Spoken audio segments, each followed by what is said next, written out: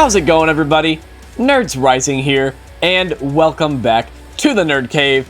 In today's video, we are dialing back up the spice a little bit, and we're going to take a look at a very frail pick for the Open Great League, and that is Excadrill. I'm sure you guys have all seen Excadrill in action, probably in the Master League, but in the Great League, this thing is made of literal paper. It has a very similar stat product to that of a Surfetched, which, as you guys know, notoriously is one of the glassiest mons around. So it can put out some serious damage, but it cannot take any sort of charge move. Definitely cannot handle any type of heavy fast move pressure. And as you see, I have paired it up with a pretty glassy double ghost backline as well. So this team, in case you cannot tell, is definitely more for fun than for climbing. I think, overall go slightly negative on the day. Did drop some elo, but I had a ton of fun and had some crazy wins. So you guys are in for a real treat. And by the way, shout out to JankontheDL for suggesting Excadrill to me in the comments section. So yeah, I had to try it out, and it definitely was worth it. But yeah, we're just going to get right into the battles here. Going to be some very fast-paced, very fun battles. And by the way, shout out to this opponent here in the first battle. Hey, yeah, I'm not really sure how to say his or her name, but this battler just absolutely made my day the other day, and you guys are about to see why. So, Defenseoxys on the lead. Despite our charge moves being fully resisted there, just a terrible matchup for Excadrill, and they actually Psycho Boost and Dip there against our Frostlass, and they bring in a Diggersby to my Frostlass, and I was thinking, they have Deoxys and Diggersby here, and obviously they don't have a great answer to this Frostlass in the back if they're bringing in a Diggersby, so I was thinking, just in the back of my mind, are they running my team? And we'll have to see. So we do throw on CMP there, and the opponent is unwilling to go down a shield. So again, we're going to throw on CMP one more time here and not allow this Deoxys to overfarm. And it looks like they're just going to go straight for a Psycho Boost. They just want to get rid of this Frostlass. So at this point, I was thinking, is there going to be a double in the back? And sure enough, there is a double in the back. They are running my team from a couple of videos ago. And unfortunately, the poor little Excadrill is just used as a meat shield in this battle. They literally one-shot it with a payback from the double. You love to see it. And honestly, I truly did just consider surrendering right here, just because I was like, you know what? This opponent deserves to win if they're using my team. So we're going to play it out, and unfortunately for them, even though they're going to land this payback here, I do have a very nice IV Sableye. Mine's a level 50, and we do tank that payback. And now their shieldless Deoxys is going to have to tank a foul play, and we're just going to farm down. They were a couple short of the Psycho Boost there, so super good game there. You love to see it when somebody's using your team, man. We are not getting any better leads here in the next battle. We have a Medicham lead, and the opponent brings in a Licky Tongue to our Frostlass, which is really not great.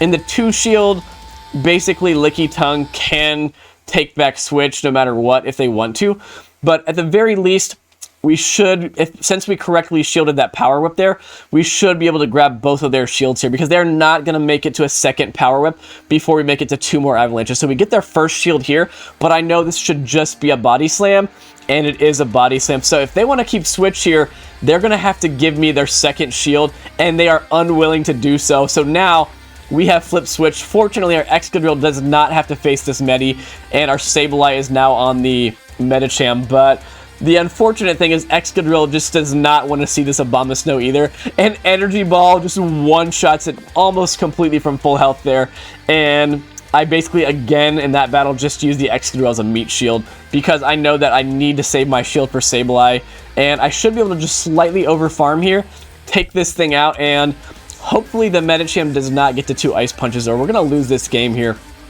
So we do, I think we're going to have to take 1 Ice Punch here, and can we make it to the return? Yes, we can. On CMP, we make it to the return, and that should be a GG. And I'm going to have to stop just for a second, guys, because my cat is trying to eat some beef jerky that I left out. No, baby. No beef jerky for you. And you know what? I'm not even going to stop the recording. We're just going to keep that in there, because this cat does not get to eat beef jerky on my watch. So yes, let's continue in here into the footage.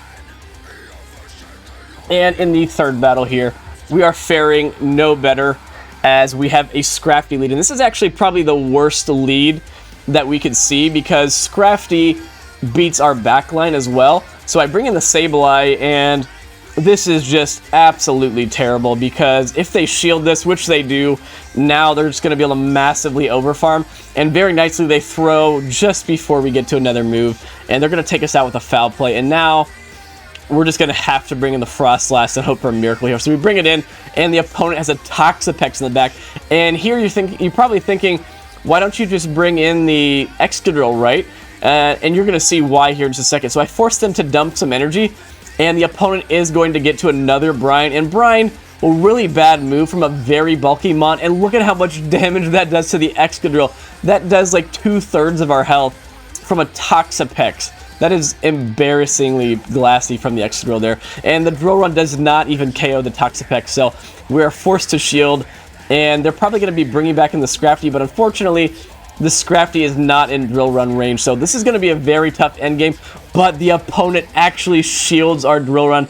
And now we have a chance. We do throw the Avalanche right away just because we were at 100 energy. And they bring in a Pelipper, but now I can overfarm by 4 and throw just before they get to their Weather Ball.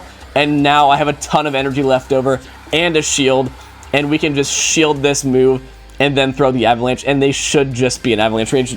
No Kitten, no beef jerky. I'm gonna have to sit this next to me because she just keeps trying to eat it. Bad baby. And yeah, so we end up winning a pretty crazy game there, and we have a Shadow Abomasnow lead here in the next one.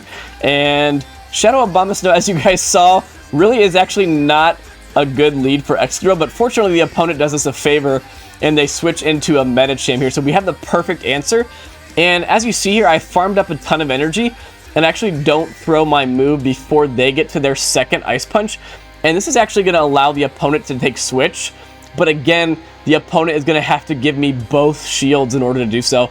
And as you guys know, Frostlass with an energy or shield advantage, and in this case it's going to be both, is very, very deadly. So we do correctly shield the Psychic. We're going to farm all the way down here, and the opponent has an Azu in the back. So unfortunately, again, our Excadrill just literally has nowhere to go.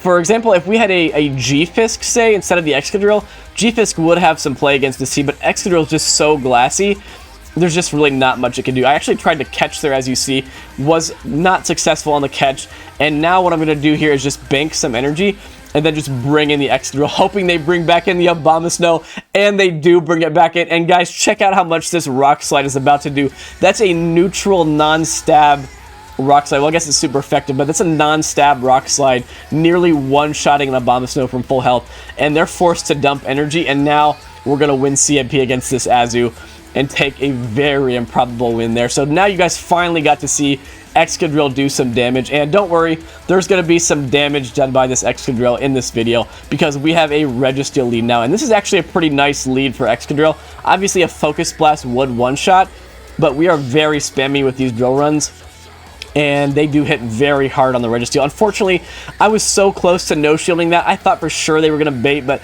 at the last second I did shield, and since they debuffed me with the Zap Cannon, I actually just elect to safe switch out of there because I don't want to throw the debuffed drill run at the Registeel. So fortunately, we actually do draw out a Bastiodon, and this is perfect now because our Frostlass does not like to see Bastiodon. So we're just going to stay in here. We should just barely make it to another foul play, and they know we have a drill run bank, so they're not going to be shielding this. But I'm thinking since they throw some energy, I actually may be able to fully farm this down, and I do. And now Excadrill has so much energy, and I'm so dumb here, guys.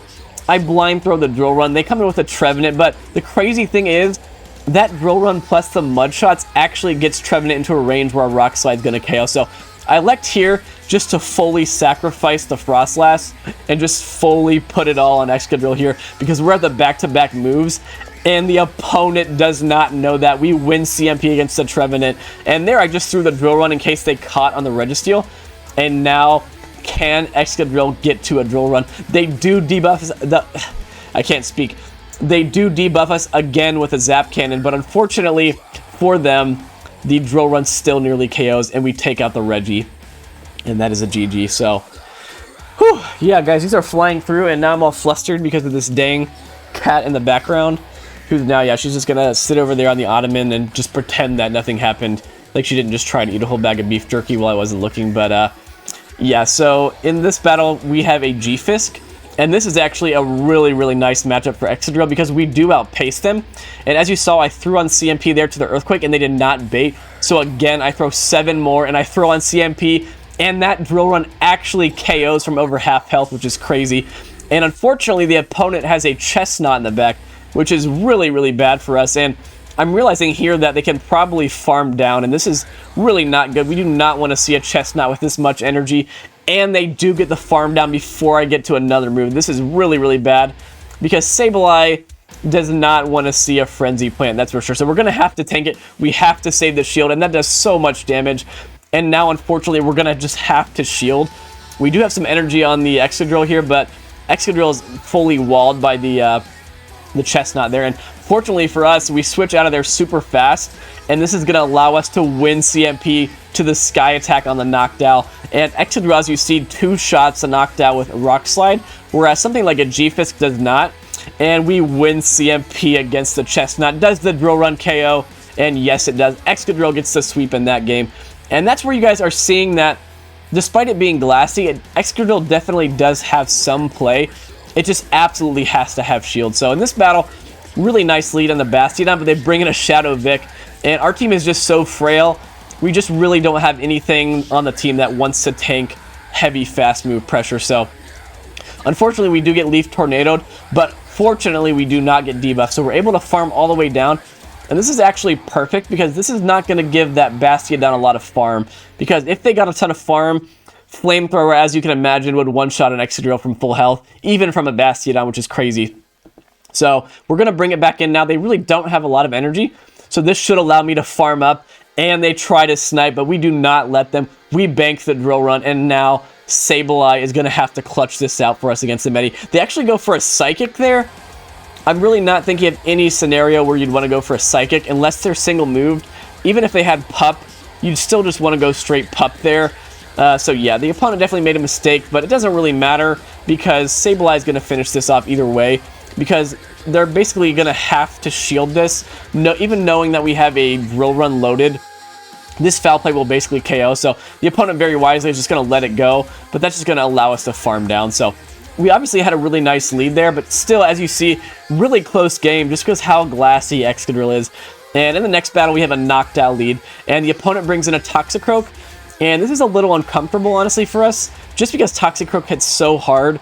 Even these resisted counters and moves are just absolutely chunky. So what I decided to do here is just over-farm a ton. And at this point, the Shadow Claws have done so much, we can just foul play it, and they do not want to give up a shield. If they wanted to there, I think they actually could have double shielded and then countered us down. But fortunately, they do not do that. They elect to just come in and get some farm with the Noctowl. And this is actually really scary because Excadrill is just so glassy that Noctowl, a Shadow Ball from a Noctowl, nearly KOs. But unfortunately for the opponent, they actually just decide to give up switch there. And this aligns our Excadrill onto their Lantern. And this is a much better for Excadrill than it is against the Noctowl. Because one drill run, even from this health range, nearly one-shots a Lantern, which is absolutely insane. As you're going to see, that does so much damage. That almost does as much as an Earthquake from a G-fisk would do. And we're actually going to be able to farm down this Lantern. And I know that they have the move loaded. So I just stay in there and force them to throw. And this is actually going to be a very close endgame because they will get to a Shadow Ball. But the question is, can my Frostlass IVs hang on? And we do just barely hang on, and we farm down and take a very close win. So as you see, despite having a nice lead there, a knockdown into Excadrill really isn't that nice of a lead. And in this battle, we have a Tentacruel lead, so very cool. And the opponent brings in a Sableye, and I don't have a clear response to this, so I'm going to chip, and that drill run does so much damage. And since we get in here just in time, we're actually going to be able to farm them down just before they get to the back-to-back. And the opponent has a Hakamo in back, so really cool team. And unfortunately, as you're going to see here, I could have just gone for the foul play. I tried to overfarm and potentially make a return, but I don't get there. But I do at least get a shield from them. And now we're going to bring in the Frostlass, and the opponent makes a very nice catch onto their Tentacruel. So This is a little bit tricky. That Hakamo does have a lot of energy, but the nice thing here is that we can farm up and throw on CMP with the Frostlass, and this is not going to allow them to overfarm at all. And this will allow our Excadrill to come in and get some nice farm once they take us out here. So we're putting it all on 2-shield Excadrill here, and we just have to hope that we can get to 2 drill runs here before the opponent gets to 3 moves. And it's going to be very close. I think they're just now getting to the back-to-back, but as you're going to see, as they throw here, we do get the mud shot through, and now we have the drill run. And of course, Excadrill is going to be winning CMP here, and that is going to be a GG. So very well played by the opponent there. As you see, that was a former legend running a pretty spicy team. And this actually might be the last battle, guys. Shadow Vic, as you guys have already seen, is just absolutely terrible for this team. I actually go for the Rock Slide here, just in case they tried to catch on something.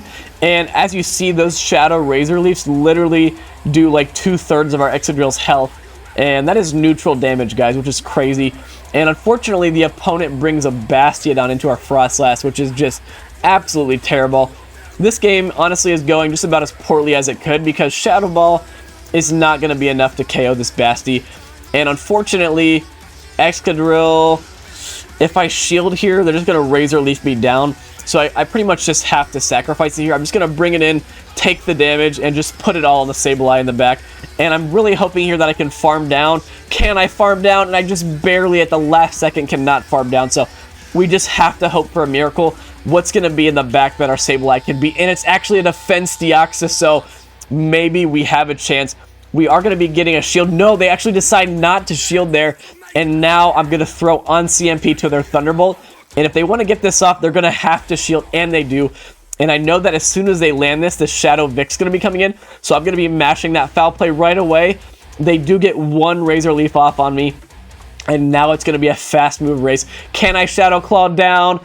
And we end up tying in a very, very close final game there. So really fun battles, guys. As you can see after watching this footage here, Excadrill, despite having some very nice coverage and some very nice moves, and hitting very hard, as you guys saw, it's just so glassy. It's just really not a great option if you're looking to climb. So definitely some fun battles that I had with it. I did land some really fun nukes, but I got absolutely destroyed a couple times just because Excadrill just really cannot take hits. So take this team with a grain of salt. Again, I definitely don't recommend it for climbing, but if you're looking to have a little fun, try out Excadrill. And you know what? Try out JankontheDL's team, maybe. Noctowl, Excadrill, Stunfisk. That team might be a little bit better, just with the bulky Noctowl and G-fisk to back up the Excadrill. It may have a little bit more play. So, that being said, thank you guys so much for watching. And as always, if you're new to the channel and you have not subscribed, consider doing so, because the more Pokemon subscribers we can get, the more Pokemon my wife will let me play. Sorry, yeah, I just totally botched the outro there, but yeah, have a good one, guys.